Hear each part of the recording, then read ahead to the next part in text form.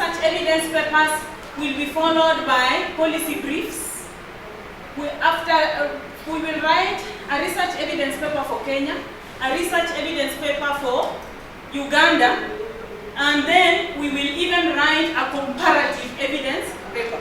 Now this comparative evidence paper is going to be the strongest because we will compare the different Kenyan contexts, as we told you in the morning. Even Nairobi. Nairobi itself has different contexts within Nairobi. And then look at those dynamics and reflect them with maybe what is happening in Kampala and or any other town that we are going to research on. So we will do, it is case in case study. The case studies are Kenya and Uganda. But within these cases, we have different contexts that we are selecting. Then after that, even within those contexts, we'll find maybe what is in West Nile is different from Kitgum, different from Kampala, that kind of thing. That is how we intend to analyze this. That is important for the policy makers because after we have written that, then it will be easy for those who interpret or those who translate our research into policy actionable programs. We will develop a learning alliance.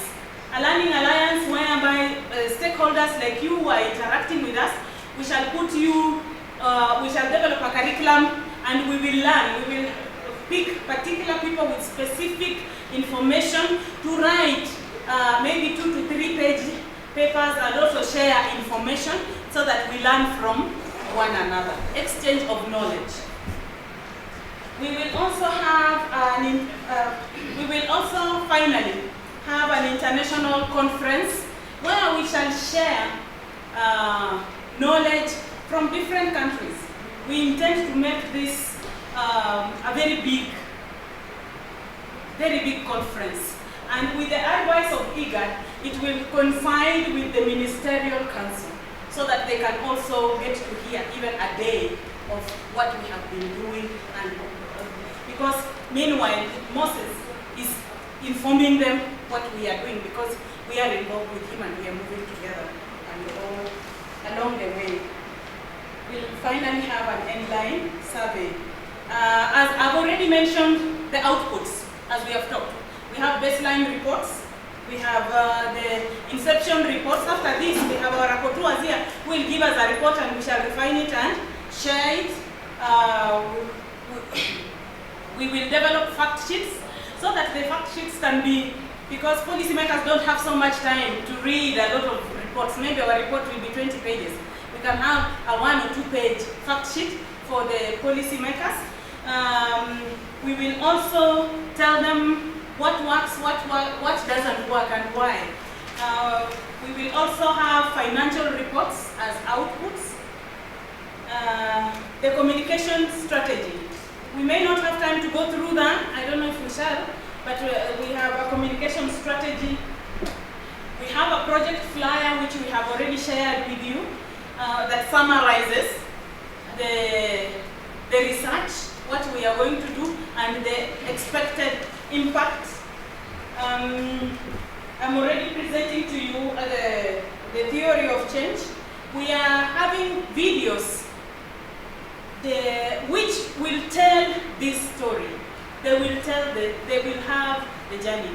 Some of them, we even intend to have an animation whereby somebody talks in the background and tells this story as we see different kind of things happening. We will have a video commentaries which we will put together to tell people about what is happening in Kenya and Uganda or the IGAD region. Of course, we have photographs, we have the research methodology training, the impact stories. Where we are now, these stories you're picking up from everybody are impact stories. There will be impact stories later on when somebody from here will say, when we started, we were at this level. Now, after that intervention that you came in with, we can see our youth are behaving differently, or our communities are different, or something has happened. There are certain projects or programs that have been put in place by government. We will also write journal articles and also have the infographics. We are going to share whatever is happening in this program on social media. We are already doing it. We are tweeting, we are sharing it on Facebook about this program. From the time we started, we have been sharing out, and people also we have found friends who are interested and they also share with us information. The outcomes from it is, the main one is we expect a human rights supported and protected youth. The youth have complained that they have been neglected. There's social injustice against them. So if we can instill the human rights where the legal framework can be interpreted well to fit into their interests as they are speaking out now, that will be a great achievement. We hope we are adopting a bottom-up, top-down approach to solving the youth issues, so that it changes from top-bottom approach, whereby they are saying, you just develop strategies, you don't include us. You just tell us we have come up with interventions and you don't involve us or tell us what you want. Why are you giving us this commodity instead of the other one? Our interest is active. You are telling us to go, you are giving us income generating activity money to go and do farming. We are not interested in farming. Those kinds of things. We'd like them to tell their story and have this bottom-up, top-down approach. We want their active participation and for them to be involved in government. Many are saying that there are many government officials who are old and yet they are manning youth programs. They want to be the ones. We want to see a policy passed in parliament, a motion or bill passed to make sure that the youth actually are participating there and also are engaged and are in charge of this. Maybe that will help us in CVE. At the end of it, several African institutions would have, their capacity would have been built on countering violent extremism. As we are working on this project, some of us, this was not our area of specialization, but we have now learned quite a lot. Personally, I'm learning a lot about peace and security, things I did not know. So several institutions are being built in issues of youth and also peace and security. We will also have the specific factors influencing youth engagement in violent extremism documented.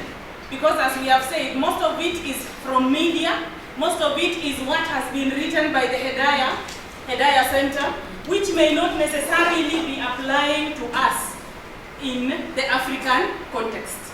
For us, you see so much coming out about our historical situation, which maybe them they do not have those kinds of challenges.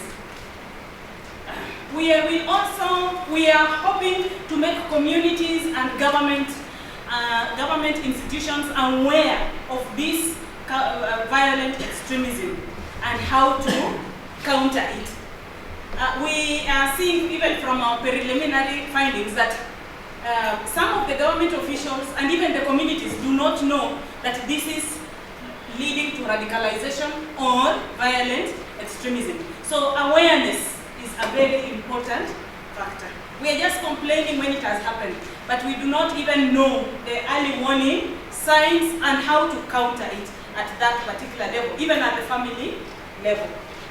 We also see some of the people in offices who are in charge of these areas have not even been trained in issues of violent extremism or radicalization, but they have been given positions, and therefore they act according to the commands from above, as they say.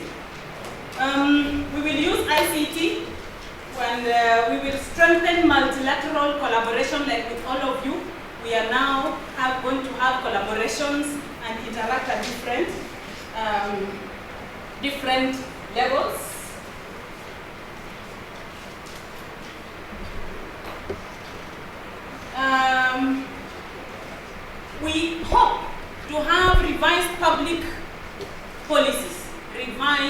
public policies. We know that the government has done quite a lot, but then there are gaps in those policies and programs.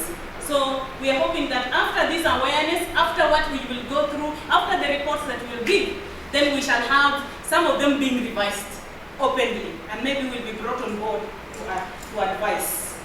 And the youth voice will be captured. We are doing this at various levels: micro, leveling, household, and community perception. At the household level, the community, the national, and regional level. That's why you see different actors brought on board, so that we give those reports at all those levels. So it is quite detailed, hoping that it will be inclusive, because mainly we have been saying that Kenya is insecure. But is it the whole of Kenya that is insecure? Or we say the youth are bad. What category of youth? Because we are seeing maybe the educated and the less educated youth, their perceptions are quite different because their needs are different. We want to advocate for policy change. We want these papers to advocate for policy change.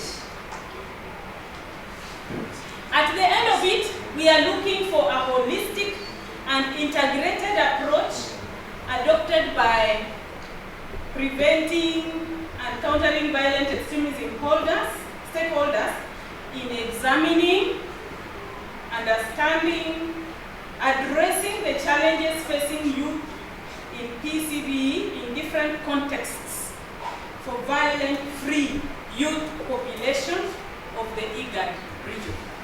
That's a very pregnant statement.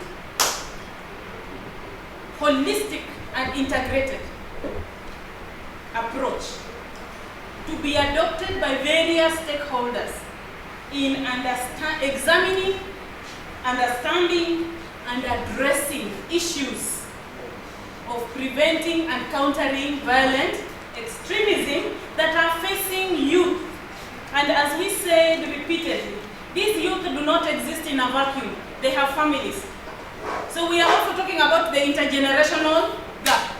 We are talking about them and the community. We are talking about them and their relationship with the state and all these things. Thank you very much for listening to me. This is basically our roadmap. The end of it, we will arrive when it has nothing, and then we wonder, what were we doing after all? So help us so that we work together. Thank you very much. Thank you so much, Dr. Trufena. Now, for the interest of time, we would like to combine the two sessions so that we get questions or reactions to what the doctor has presented. And we want to combine that with the next session, which is on the discussion and questions. So kindly let's take both sessions together.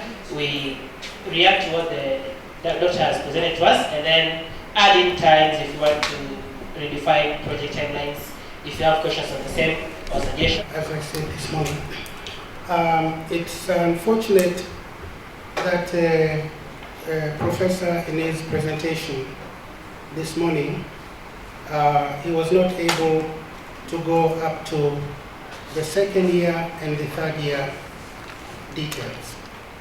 And so, with what we have just seen now, I think I find some difficulties. Mine is from a technical point of view. The longitudinal aspect of the design. I imagine longitudinal is proposed so that over time some trend would be estimated or measured.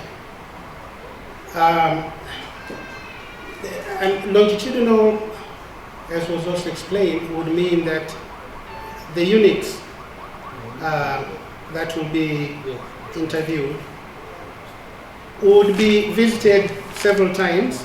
Now, I do not know whether it is several times over the 1 year or over the 3 year period. I can see households possibly being visited several times. But what about the focus group discussions, the various community units? Are we going to go back to them over the 3-year period? And if so, how are we going to take care of the fallouts, the changing composition of the community members over time? There was a question, there was the example given of the Sudanese refugees who keep on moving up and down. If you capture that at baseline, how sure are you that you'll be able to get the same composition in subsequent visits? The doctor gave us the theory of change, which is a roadmap based on the 4 specific objectives. Good. But we are saying we need to have some kind of timelines for which some of these deliverables can be achieved. Yeah, because there are a mouthful of them by maybe what can be achieved within this specific period. Thank you. Yes, violence is associated with some issues to do with the psychiatry and so forth. There was a study by one of the professors in Gulu University that estimated that people in northern Uganda, slightly more than 60%, and they categorize as mad. That is the language that we can use in this environment, but otherwise there are a lot of psychiatric problems. So maybe you will also look at, try to consult that. I forget the name of the professor, but I know it was a very well researched paper. Look at also the impact of trauma.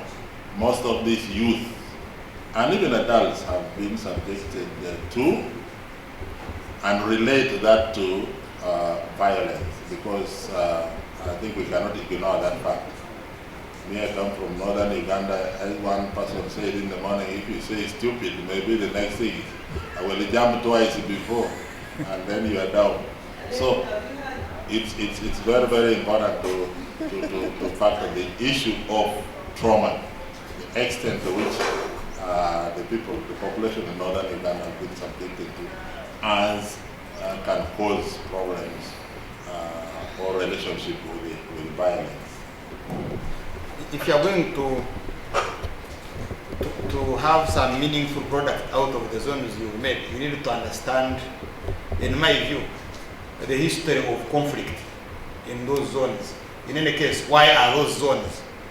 And I will give a few examples, but before I do that, we also need to take note of the use of tribes in counterinsurgency operations. Like for instance, you had a Chweru and commanding the Arab boys and warning Acholis. In other words, bringing a conflict or constructing a conflict between the tribe of Ateso and the tribe of Acholis. So the use of our militias, what we call those auxiliary forces, recruited, commanded by tribes, tribal politicians, and confronting other tribes. Now, why do we have Rwenzori? Why Rwenzori region, and why violence there? How did the Bakonjo relate with UPC under Amon Bazira? Why was Bazira killed in Kenya? Because you cannot understand the problem of Bakonjo unless you have understood that. What role did they play in overthrowing the Bachwezi dynasty more than 500 years ago? Because the president keeps on talking about that history. So you need to have it. Then Karamoja. How were the Karamajongo armed to disarm the Bateso of their cows? And why were the Bateso targeted as a tribe?